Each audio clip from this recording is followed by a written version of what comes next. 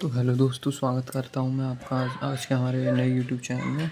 तो इस वीडियो में हम पढ़ने वाले हैं haloalkanes and haloarenes की सारी रिएक्शन। जितनी भी इसमें 50, 60, 70 जितनी भी रिएक्शन हम सब जड़ से ख़त्म कर देंगे। इसमें हम एमओपी और केमिकल प्रॉपर्टीज़ के बारे में चर्चा करने वाले हैं haloalkanes and haloarenes की, है ना। तो स्टार्ट करते हैं हमारे पहले टॉपिक से, जिसका नाम है एमओपी ऑफ हेलो एल्केन्स। ठीक है ना, जिसमें कि हमारा पहला प्रिपरेशन जो होता है वो होता है फ्रॉम एल्केन से। ठीक है ना, फ्रॉम एल्केन्स।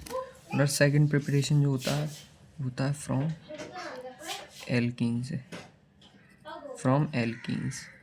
और थर्ड प्रिपरेशन जो है वो होता है फ्रॉम एल्कोहल्स। ठीक है ना। तो पहले हम इन्हीं से करते हैं। देखिए, फ्लो चार्ट की मदद से मैं आपको पूरा समझा दूंगा। इसमें हम RX, ठीक है। अब देखिए, अगर आप एल्केन में एग्जांपल लेते हैं CH4 में, अगर आप Cl2 डालते हैं H के प्रेजेंस में तो आपको RX प्राप्ति होती है। ठीक है ना। पर इसमें एक और कॉन्सेप्ट है कि अगर आप Cl2 को एक्सेस में डालेंगे, मैं जो बोलता जा रहा हूँ आप ध्यान से सुनते रहिए।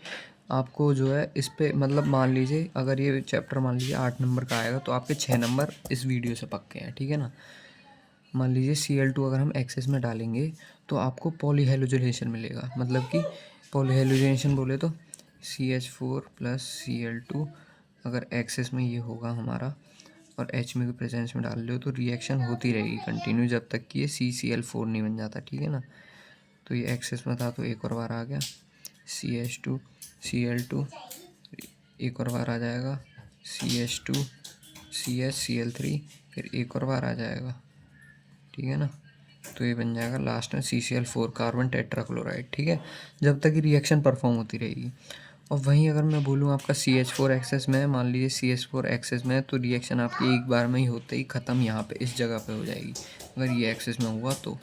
ठीक है ना, इस चीज़ आपको ध्यान रखनी है। फ्रॉम एल्केन हम रिएक्शन ख़त्म कर चुके हैं। अब बात करते हैं एल्कीन से। तो एल्कीन से देखिए, हमारा सबसे पहला मेथड आता है HX, hydrogen halogenation, hydro halogenation ना। तो इसमें ये मार्कोनिकॉव रूल फॉलो करता है, मार्कोनिकॉव रूल, है ना। और वहीं अगर हम बात करें HBr अगर हम डालते हैं in the presence of peroxide तो ये हमारा एंटी मार्कोनिकॉव रूल फॉलो करता है। ठीक है ना, एंटी मार्कोनिकॉव रूल। वहीं अगर हम एलाइलिक सब्स्टिट्यूशन की बात करें तो हम इसमें NBS H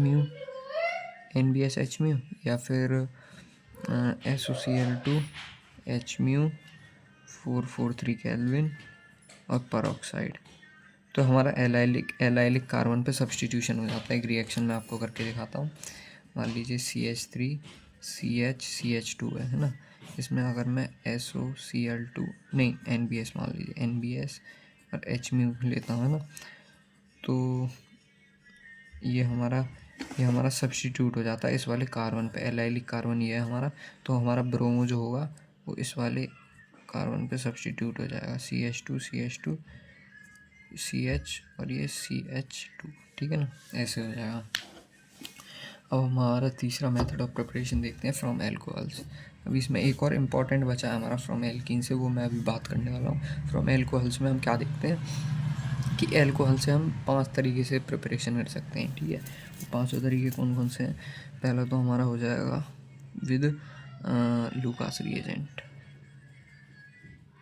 लूकास रिएजेंट में क्या होता है, HCl प्लस एनहाइड्रस ZnCl2। ठीक है ना, एनहाइड्रस ZnCl2 ये होता है। तो हमारा ये एल्कोहल में ROH होता है हमारा ROH। तो R जो है Cl से कंबाइन कर जाता है और हमारा HOH से कंबाइन करके H2 निकल जाता है, पानी निकल जाता है। तो -H2 मतलब ये लूकास रिएजेंट हो गया। और हम दूसरा तरीका अपना सकते हैं PX3 से या फिर PX5 से। अब देखिए PX3 से कैसे रिएक्शन होती है। मान लीजिए ROH है प्लस PX3। देखिए 3 यहाँ पे हेलोजन है तो हमारा 3 ही ये लेना पड़ेगा ROH। देखिए ये 3R ये मिल गई, ये बन जाता है ना। तो RX ये 3 टाइम्स और वहीं हमारा ये H 3 बार बचा और O भी हमारा 3 बार बचा और P एक बार बचा, तो बच जाता है H3PO3, ठीक है ना। और वहीं अगर हम बात करें PX5 से, तो देखिए इसे ऐसे कर लेते हैं ROH, और ये हमारा PXX है ना, और X3 बचा। हाँ, अब देखिए एक X तो इससे मिल जाएगा, एक X इससे मिल जाएगा, और बचा POCl3 है ना। तो RX plus HX plus POX3, ठीक है ना। और वहीं हमारा ये हो गया, और एक हमारा आता है इन सेटू में क्या करते हैं हम, रेड फॉस्फोरस प्लस X2 करवाते हैं, RX मिल जाता है डायरेक्ट। और हमारा तीसरा आता है फ्रॉम SOCl2 थायोनिल क्लोराइड। ये बेस्ट मेथड ऑफ प्रिपरेशन होता है। इसमें क्या होता है हमारा, ये देखिए ROH में अगर हम प्लस करवाते हैं हमारा SOCl2 को, तो देखिए यहाँ से देखना, मैं रफली करके दिखा देता हूँ, SO और ये Cl और ये Cl है ना। देखिए यहाँ से SO2 निकल जाता है हमारा, और एक RCl निकल जाता है, और एक HCl निकल जाता है। तो RCl प्लस SO2 उड़ जाता है, प्लस HCl उड़ जाता है। हमारा बेस्ट मेथड इसलिए होता है क्योंकि हमारे साइड कंपाउंड्स इजीली एस्केपेबल होते हैं, ठीक ना, उड़ जाते हैं मतलब ये। तो हमारे ये जो है गुड यील्ड आएगा, गुड यील्ड। और इस रिएक्शन का दूसरा नाम भी होता है हमारा डार्जन्स प्रोसेस या डार्जन्स मेथड, ठीक है ना, डार्जन्स मेथड। अब हमारा फ्रॉम एल्कोहल्स भी हमने पढ़ लिया है, और अब हमारा एक और मेथड ऑफ प्रिपरेशन बचता है, एक नहीं दो बचे हैं, अभी मैं बताता हूँ आपको। हाँ, SOCl2, हाँ, अब ये एक आता है हमारा फ्रॉम हेलोजन एक्सचेंज, ठीक है ना। हेलोजन एक्सचेंज मैं आपको अलग से ही बता, रुक जाओ पहले मैं आपको वो बता दे रहा हूँ। Silver salt of carboxylic acid RCOO Ag से भी हम इसमें Br2 the presence of CCl4 डाल के भी हम इसको RX को प्राप्ति कर सकते हैं, जहाँ पे RBr हो जाएगा, ठीक है ना। ये हमारा फोर्थ मेथड हो गया, और हमारा एक और बचता है, मैं बताता हूँ आपको। हाँ, एक और मेथड बचता है हमारा फ्रॉम हेलोजन एक्सचेंज रिएक्शन। इसमें दो रिएक्शन आती है हमारी, फिंकलस्टीन और एक हमारी स्वार्ट्स, है ना। और देखिए फिंकलस्टीन में क्या होता है, हम RX, जहाँ पे XCl भी हो सकता है, Br भी हो सकता है, इसमें अगर हम नाई को मिलाते हैं, नाई NaI है ना, नाई मतलब जो बाल काटने वाला ट्रिक बना लीजिए इसकी, ड्राई एसीटोन की प्रेजेंस में, तो हमें RI प्राप्ति होती है और NaX प्राप्ति होती है, जो कि प्रेसिपिटेट हो जाता है ड्राई एसीटोन के अंदर, ठीक है ना।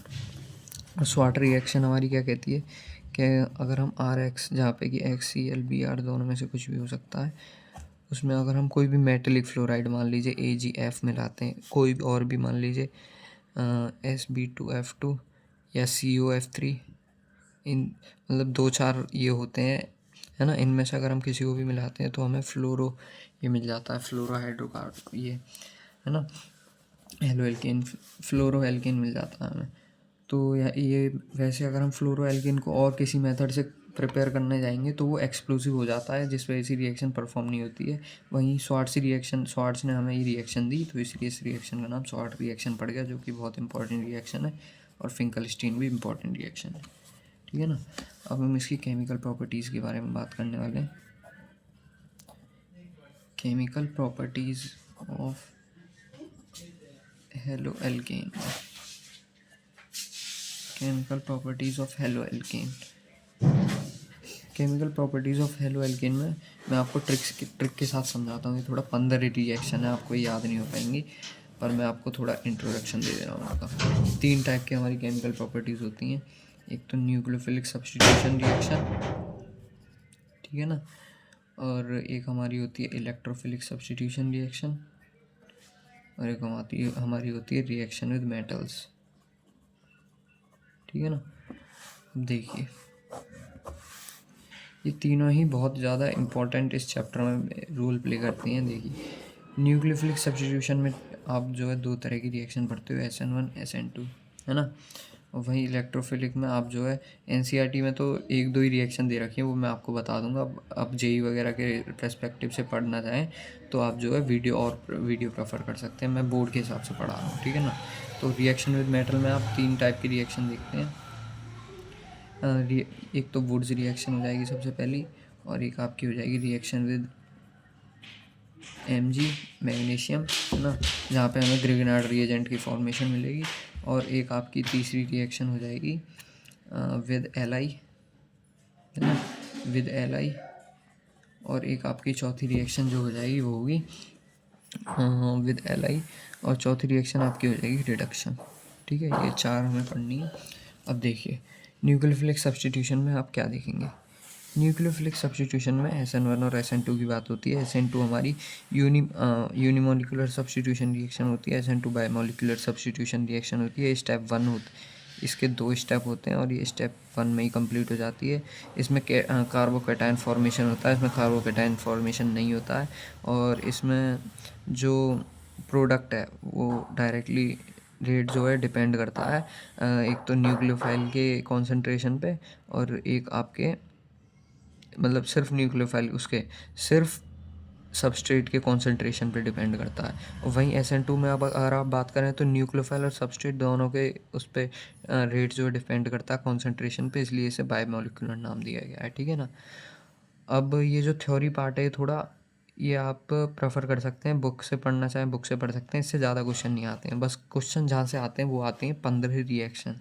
ये बहुत ही इंपॉर्टेंट रोल प्ले करती हैं इस चैप्टर में, है ना, क्योंकि इससे और भी आगे जाके और भी चैप्टर्स जो हैं लिंक हैं। अब देखिए इसमें 15 रिएक्शन मैं आपको ट्रिक के साथ समझा दूंगा, देखिए आप ट्रिक समझना, बहुत ही इजी ट्रिक है। देखिए एक किसान होता है ना, किसान क्या करता है, किसान अंगारों की छलनी पर खड़े होकर, है ना, आग की छलनी पर खड़े होकर, अंगारों की नोक पर खड़े होकर एक बच्चे से कहता है कौन है तू, है ना। तो बच्चा बोलता है आपको, आपको, आपको क्या, है ना, आपको क्या, कि मैं तो पानी से नहाऊंगा, मैं तो पानी से नहाऊंगा। और फिर यूँ भी बोलता है एंट में कि नहाऊंगा इधर, इधर नहाऊंगा इधर, है ना, इधर नहाऊंगा इधर। और फिर और कहाँ किस जगह का ना, पहले ही कर लेते हैं, हाँ, है ना। तो देखिए KCN RX के साथ जब KCN मिलेगा तो ये देखिए आयनिक नेचर का होता है K+CN-, तो हमारा CN जो है डायरेक्ट अटैच हो जाता है, मतलब कि हमें साइनाइड की फॉर्मेशन मिलती है। और वहीं RX को अगर आप AgCN के साथ मिलाते हैं तो AgCN हमारा कोवेलेंट नेचर का होता है, N पर लोन पेयर प्रेजेंट होते हैं तो N की साइड से बॉन्डिंग होती है ना, तो RNC हमारा बन जाता है। और RX को AgNO2 के साथ रिएक्शन करते हैं, ये भी हमारा कोवेलेंट नेचर का होता है। जहाँ भी आपको Ag मिले तो समझ लीजिए वो कोवेलेंट नेचर है, इस बॉन्ड जो है कोवेलेंट है ना। तो हमारा जो N पर जो लोन पेयर प्रेजेंट होगा उस साइड से जो है हमारी रिएक्शन वो हो जाएगी बॉन्डिंग RN, और एक साइड कोवेलेंट बॉन्ड बन जाएगा RNO2। और वहीं KNO2 K+NO2-, O पे नेगेटिव चार्ज होगा तो हमारी आयनिक बॉन्डिंग होगी यहाँ से RONO। एक्वस KOH में क्या होगा, हमारा डायरेक्ट जो है अल्कोहल बन जाएगा, KX बन जाएगा साथ में, है ना। वहीं पानी, ये पानी के साथ कैसे रिएक्ट करेगा, हमारा डायरेक्ट अल्कोहल बन जाएगा। मतलब कि आपको अगर इजीली दारू बनानी हो तो आप इसके अंदर पानी डाल दीजिए, है ना, तो और फिर हमारा HX जो है अलग निकल जाएगा। और अगर हमें 1 डिग्री अमाइन की फॉर्मेशन करनी है अमीन की, तो आप RX को NH3 के साथ मिला दीजिए, है ना, तो RNH2 बन जाएगा हमारा, और बाकी HX निकल जाएगा। वहीं यहाँ से कैसे बनेगा, यहाँ से 2 डिग्री मिल जाएगा हमें, ये तो 1 डिग्री हो गया, 1 डिग्री, और ये हमें यहाँ से 2 डिग्री मिलेगा RNH, और 2 डिग्री की फॉर्मेशन हो जाती है। और यहाँ से हमें 3 डिग्री की फॉर्मेशन मिल जाती है RNR, इस पे 2 लोन पेयर प्रेजेंट होंगे, ठीक है ना, प्लस HX। अब देखिए हमारी कुछ रिएक्शन बचती हैं कि पानी से नहाऊंगा, नहाऊंगा इधर, इधर नहाऊंगा इधर। तो फिर किसान गुस्से में क्या कहता है बच्चे से कि रोना मत, इधर ही कर देते हैं, कि रोना मत अगर मैं तेरे ऊपर silver salt of carboxylic acid डाल दूंगा तो, है ना, silver salt of carboxylic acid डाल दूंगा तो रोना मत। के फिर किसान कहता है कि लिया चुपचाप से लहा, LIA लिया, और लहा जो खेतों में जो होता है ना, लिया लहा। और फिर एक और चीज़ कहता है कि अगर सुनेगा तो फ़ायदे में रहेगा, और अगर नहीं सुनेगा तो ना सुन। ठीक है ना, ऐसे। तो हमारी ये 10-15 रिएक्शन हो गई हैं, ये आपको ट्रिक से मैंने बता दी हैं, ईजिली याद नहीं होती हैं, तो इस ट्रिक को आप फॉलो कर सकते हैं ना। तो देखिए RX अगर Na के साथ रोना के साथ मिलेगा तो हमारा RR का फॉर्मेशन हो जाएगा, ROR का, है ना। यहाँ से Na टूट के X के साथ मिल जाएगा तो हमें ईथर की फॉर्मेशन मिलेगी। ठीक है, ईथर प्लस NaX। और फिर वहीं अगर हमारा RX अगर इसके साथ मिलता है silver salt of carboxylic acid के साथ, तो हमें ईस्टर की प्राप्ति होगी, RCOOR plus AgX plus CO2। और वहीं अगर हमारा LiAlH4 के साथ ये अगर RX कंबाइन होता है, LiAlH4 हमारा रिड्यूसिंग एजेंट होता है, तो हमें यहाँ से H मिल जाएगा तो RH बन जाएगा, है ना। और वहीं Ag मैंने कहा था Ag जहाँ भी आए वो मान लो कोवलेंट बॉन्ड होगा, तो यहाँ पे हमारी N की साइड से होगी हमेशा, है ना। तो RN और ये CS, ठीक है ना, RNCS। और यहाँ पे NaCN के साथ हमारी रिएक्शन हो जाएगी RSCN, डायरेक्टली अटैच हो जाएगा। तो ये हमारी रिएक्शन है, ये इम्पोर्टेंट है ना। आप इन्हें जो है याद कर सकते हैं, ये मतलब दिखा नहीं होगा, हाँ ये देख लीजिए, RCOAG के साथ RCOR plus AgX plus CO2। ठीक है ना, इजीली आप ऐसे समझ सकते हैं। अब आगे हम मूव करते हैं अपने इलेक्ट्रोफिलिक सब्स्टिट्यूशन उसके पास, है ना। तो हमारा न्यूक्लियोफिलिक सब्स्टिट्यूशन ख़त्म हो चुका है, अब हम मूव करते हैं इलेक्ट्रोफिलिक सब्स्टिट्यूशन की साइड।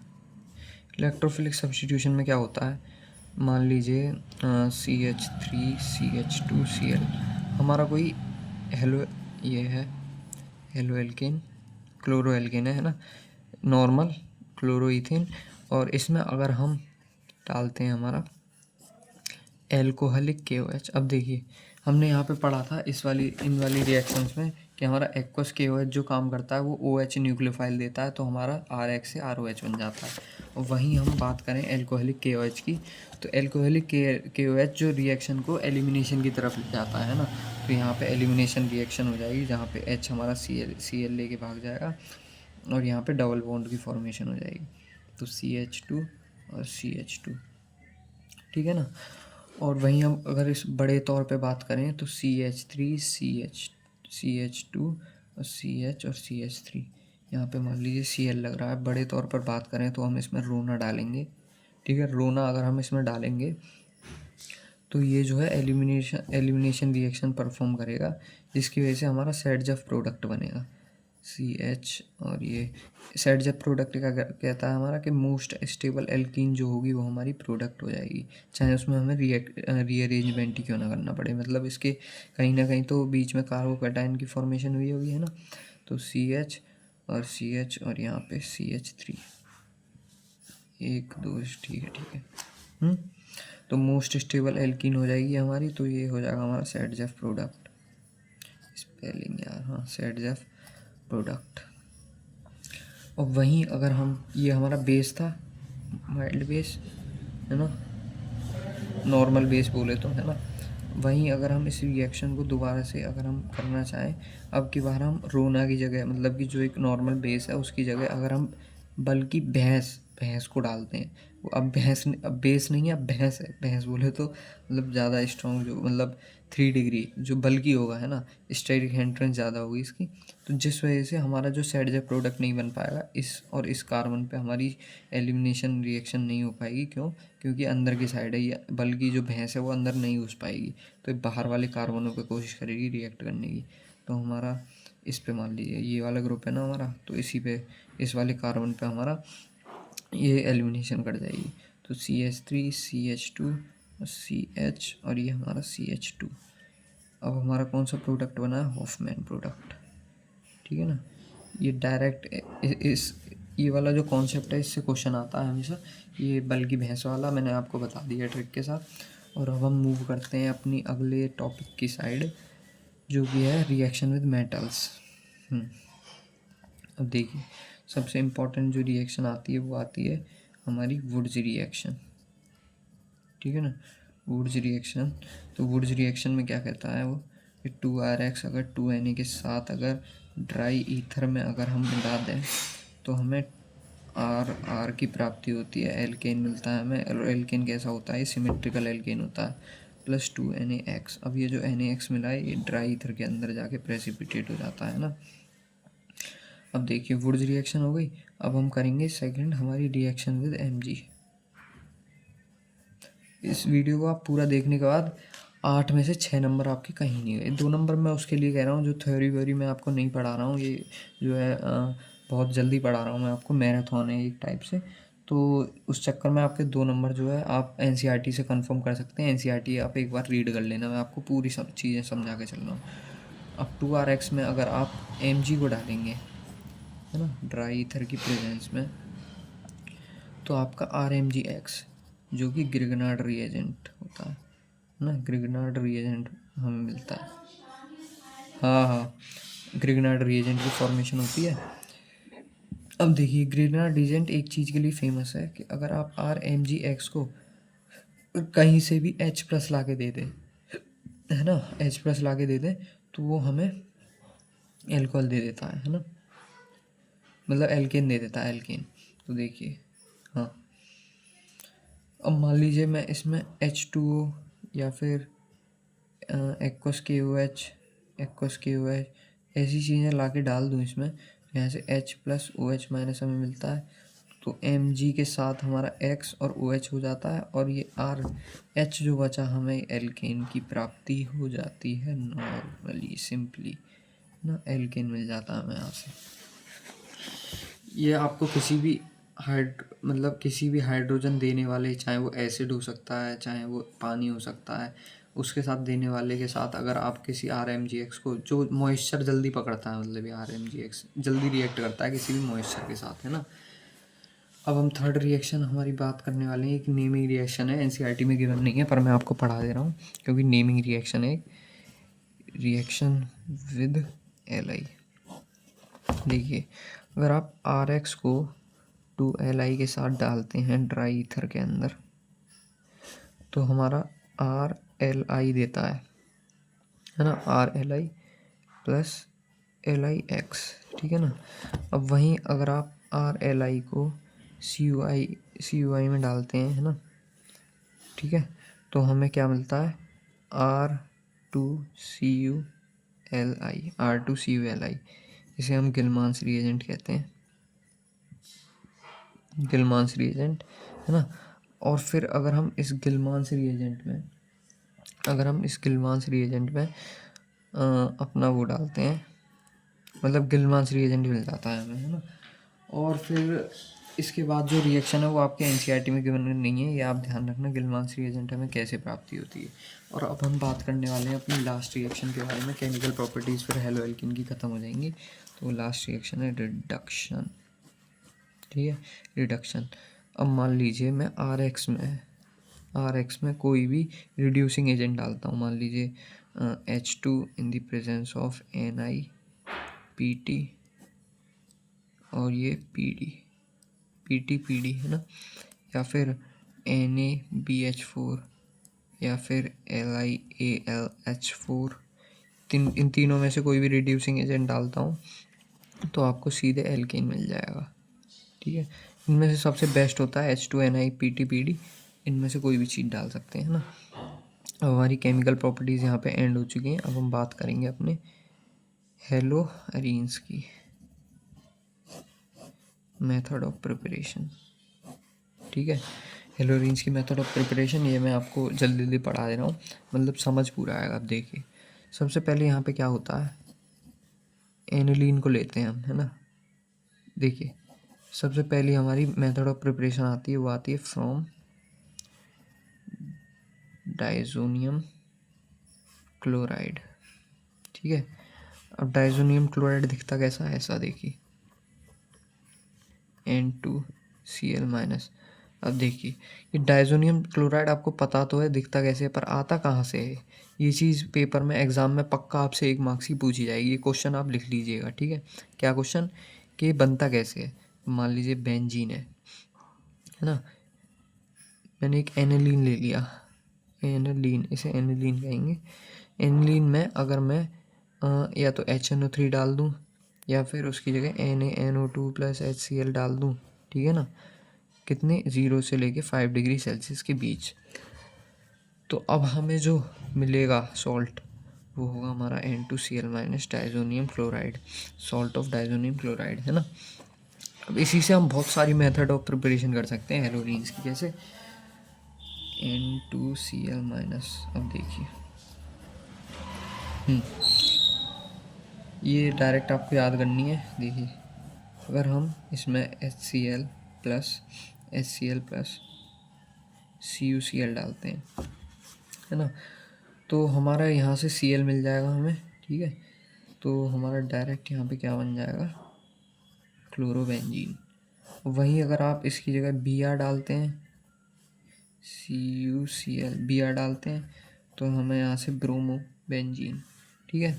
ये हमारी कौन सी रिएक्शन हो गई, सेंडमेयर रिएक्शन। इंपॉर्टेंट रिएक्शन है क्योंकि नेमिंग है सेंडमेयर्स रिएक्शन। ये आपसे क्वेश्चन पूछा जा सकता है, मतलब इन दोनों में से एक क्वेश्चन तो पक्का आएगा ही आएगा। या तो आपसे डायजोटाइजेशन, इस प्रोसेस को डायजोटाइजेशन कहते हैं, याद रखना। डायजोटाइजेशन के बारे में पूछ लेगा या आपसे सेंडमेयर रिएक्शन पूछ लेगा डायरेक्टली, है ना। अब देखिए एक गटरमैन नाम का, गैटरमैन कहना चाहिए, हाँ गैटरमैन नाम के एक साइंटिस्ट था। उसने देखा यार ये सेंडमेयर साहब क्या कर रहे हैं, हमें जो है डायरेक्टली अगर आप सीधे जो है कॉपर डालेंगे और फिर उसमें जो है HBr डाल देंगे तो हमें डायरेक्टली मिल सकता है। अब इनने CuCl क्यों डाला ये उन्हें समझ नहीं आया, तो इसलिए उन्होंने डायरेक्ट क्या करा, उन्होंने HBr के अंदर Cu का पाउडर छिड़का, पाउडर फॉर्म में हल्का हल्का छिड़का Cu को, तो हमें Cu के प्रेजेंस में डायरेक्टली हमें ब्रोमोबेंजीन मिल गया। और ऐसे ही आप क्लोरोबेंजीन भी बना लेंगे, HCl Cu की प्रेजेंस में Cl, क्लोरोबेंजीन भी आपको मिल जाएगा। ये हमारे गैटरमैन साहब क्या करते हैं, इस रिएक्शन को ईजी करते हैं। आप देख सकते हैं दोनों रिएक्शन है एक जैसी, ठीक है, गैटरमैन्स रिएक्शन।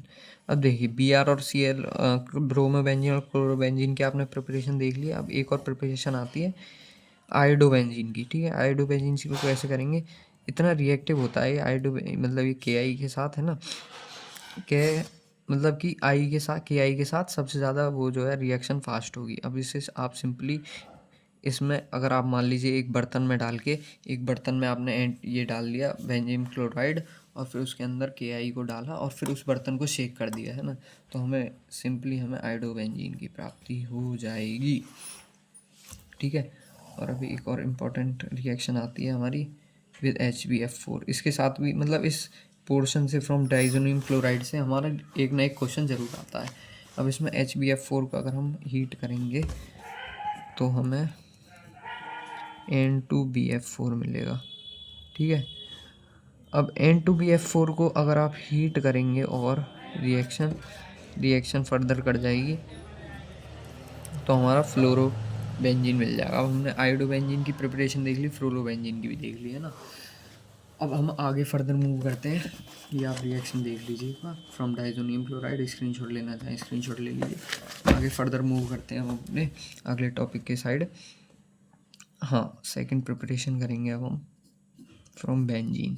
अब देखिए बेंजीन को अगर आप कहीं से लुईस एसिड ला के दे दें, ठीक है, बेंजीन को लुईस एसिड ला के दे दें, एनहाइड्रस ZnCl2 FeCl3 या AlCl3, है ना, ये चीज़ें ले सकते हैं।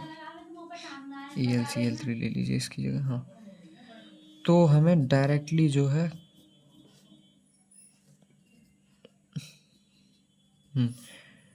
रुकिए एक मिनट, हाँ, बेंजीन में अगर आप एनहाइड्रस AlCl3 या फिर FeCl3 जो कि एक लुईस एसिड का काम करते हैं, ठीक है, अगर ये डाल के दे दें तो आपको सीधे क्लोरोबेंजीन की प्राप्ति हो जाती है। और वहीं आप देखिए दूसरी रिएक्शन, ये भी बेंजीन के साथ है, ये नेमिंग रिएक्शन है। अगर आप इसमें HCl plus O2 in the presence of CuCl2 अगर आप डालेंगे, ठीक है ना, तो आपको बेंजीन के से हमें क्लोरोबेंजीन मिल जाएगा। और वहीं हमारी बेंजीन से तीसरी प्रिपरेशन है कि अगर हम बेंजीन में मैं कह रहा हूँ आपसे बेंजीन में Fe डार्क को कोल्ड कर दीजिए। पहले देखिए यहाँ पे हीट भी होती है, ठीक है ना, हीट के प्रेजेंस में होती है रिएक्शन। पहले आपने हीट करा, अब आप कोल्ड करके भी Fe डार्क के प्रेजेंस में कर सकते हैं। यहाँ पे X2 डालेंगे प्लस X2, तो हमें यहाँ पे हेलोएरीन की प्राप्ति हो जाएगी, है ना। अब हमारा third method of preparation from silver salt of carboxylic acid Borodin Hunsdiecker reaction, है ना, तो ऑफ कार्बोक्सिलिक एसिड, ये बोरोडीन हंसरी रिएक्शन नाम से भी जानी जाती है। इसमें क्या होता है देखिए, वैसे तो हमने एल्केन्स की देख लिया, अब इसकी भी देख लीजिए। अगर हम देखिए RCOOAG, ठीक है, ऐसे डालते हैं। और फिर इसमें अगर हम Br2 डालते हैं या और आप Cl2 भी डाल सकते हैं, या फिर आप I2 भी डाल सकते हैं। I2 डालेंगे तो आपको ईस्टर मिलेगा, ये आप पहले पढ़ चुके हैं। Cl2 डालेंगे तो आपको पुअर यील्ड मिलेगी, और इसकी गुड यील्ड मिलेगी। तो हम इसकी रिएक्शन देख लेते हैं। CCl4 के प्रेजेंस में अगर आप डालेंगे तो यहाँ आपको ब्रोमोबेंजीन मिल जाएगा, प्लस आपको CO2 निकलेगा, और आपका ये Ag यहाँ पे, हाँ, AgBr निकल जाएगा, ठीक है ना, CO2 आपका उड़ जाएगा। ये हमारी इसकी नेमिंग इम्पॉर्टेंट है, बोरोडीन हंसडीकर रिएक्शन, ठीक है। अब हमने इसकी मेथड ऑफ प्रिपरेशन की बात कर ली है, अब हम मूव करते हैं इसकी केमिकल प्रॉपर्टीज़ पे। हाँ, तो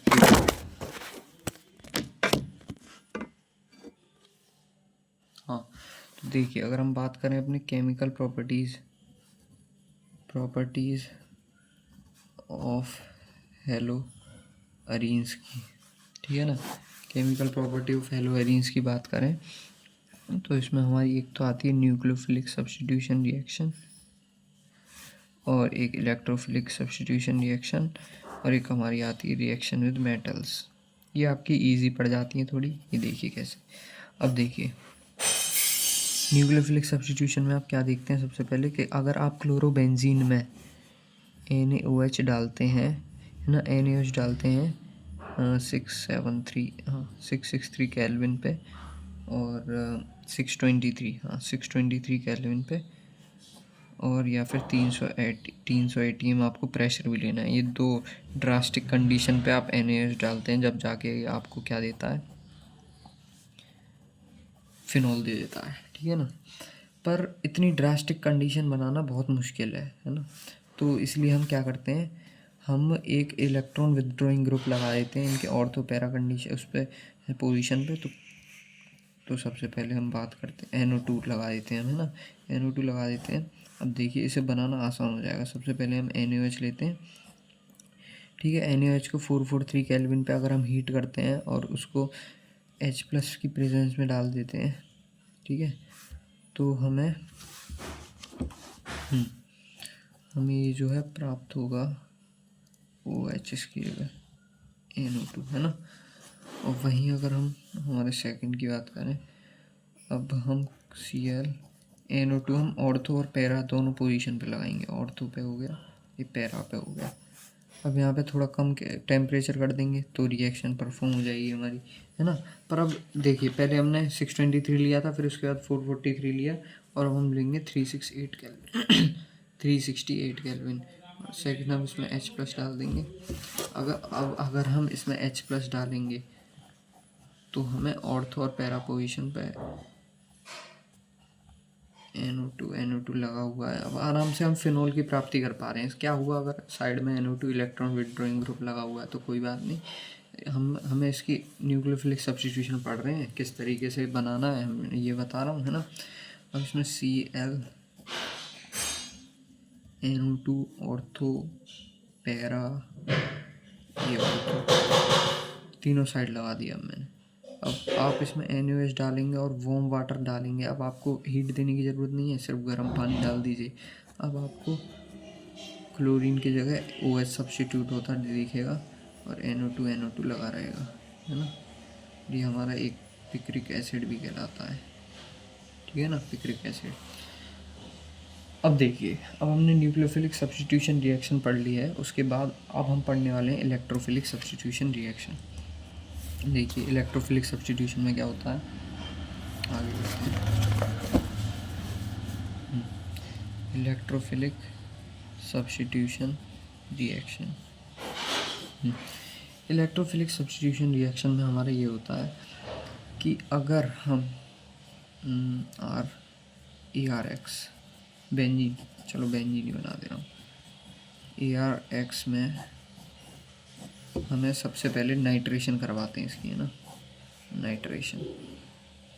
नाइट्रेशन में क्या होगा, आप HNO3 को H2SO4 के साथ मिक्स कर दीजिए। ये दोनों कॉन्क होने चाहिए, मतलब कॉन्सेंट्रेटेड होने चाहिए।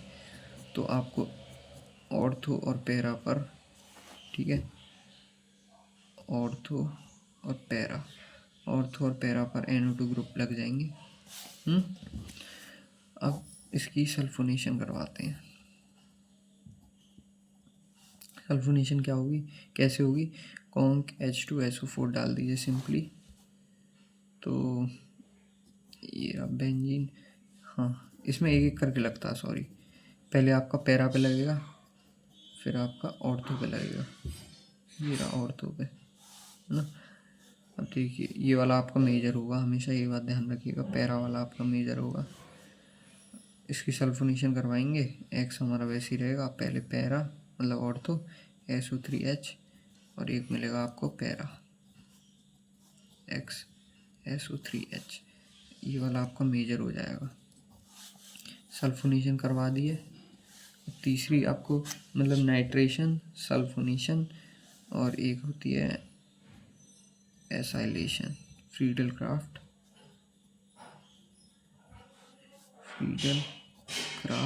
एसाइलेशन। अब देखिए इसमें क्या होता है, एनहाइड्रस ZnCl2 में प्लस करते हैं हम RCOX को, तो आपकी एसाइलेशन हो जाती है। इसका एक X ये ZnCl2 लेके भाग जाता है, तो आपको ऑर्थो और पैरा पर ये मिल जाएगा COR, है ना, प्लस XCOR, है ना। ये वाला आपका मेजर होगा, पैरा वाले मेजर प्रोडक्ट होंगे, हमेशा याद रखना। फ्रीडल क्राफ्ट एसाइलेशन हो गया, एल्काइलेशन। इसमें क्या करते हैं, आप RX को सिंपली एनहाइड्रस ZnCl2 के साथ डाल दीजिए, है ना। इसके साथ अगर आप डालेंगे तो आपको यहाँ से X पैरा पर मिलेगा ये एल्काइल ग्रुप, है ना। हाँ मेजर, और ये आपका हो जाएगा माइनर, ये आपका ऑर्थो पे लग जाएगा, एल्काइल ग्रुप, है ना। तो अब हमने इलेक्ट्रोफिलिक सब्स्टिट्यूशन देख लिए, नाइट्रेशन, सल्फोनेशन, एल्काइलेशन और एसाइलेशन, ठीक है। अब देखिए, अब तीसरी जो लास्ट इस चैप्टर का last topic, reaction with metals, ठीक है। 3 रिएक्शन देखते हैं आप, 4 रिएक्शन। वुड्स पहली, है ना, सेकंड फिटिग, थर्ड वुड्स फिटिग और फोर्थ उल्मान। अब देखिए, अरे यार कैमरे में देखने के चक्कर में हो गया है, कोई बात नहीं। वुड्स रिएक्शन में क्या होता है, आप हेलो एल्केन को लेते हैं, मतलब हेलो एरीन को, उसमें क्या करते हैं 2 टाइम्स लेते हैं, 2Na ड्राई ईथर की प्रेजेंस में डालते हैं, तो आपका डाइफेनाइल की फॉर्मेशन मिलती है आपको, और 2NaX प्रेसिपिटेट हो जाता है, ठीक है ना। डाइफिनाइल। फिटिंग में क्या होता है कि 2ARX, मतलब सॉरी ये वुड्स आप क्या करते हैं, ये एल्केन के लिए करते हैं, और ये मतलब ये एलिफेटिक कार्बन के लिए करते हैं, एलिफेटिक के लिए, और ये एराइलिक के लिए, है ना। +2Na ड्राई ईथर, यहाँ पे RR मिलेगा, यहाँ पे AR यहाँ पे बेंजीन है, ठीक है ना, ध्यान रखना आप। वुड्स फिटिंग में क्या होता है, हम ARX और वुड्स रिएक्शन में हमने क्या देखा था, RX +2Na को मिला देते हैं, तो 2Na यहाँ से एक X और यहाँ से एक X लेके ये 2NX अपना अलग दफ़ा हो जाता है, और R और एक ये फिनाइल, ये बन जाता है हमारा। उल्मांस रिएजेंट में क्या करते हैं हम, उल्मांस रिएक्शन में देखिए, उल्मांस रिएक्शन में हम ARX को प्लस करते हैं Cu के प्रेजेंस में, ड्राई ईथर, यहाँ भी ड्राई ईथर के प्रेजेंस में, तो हमें AR ना AR, एक मिनट, AR मिल जाता है, अब प्लस में CuH2 मिल जाता है, ठीक है।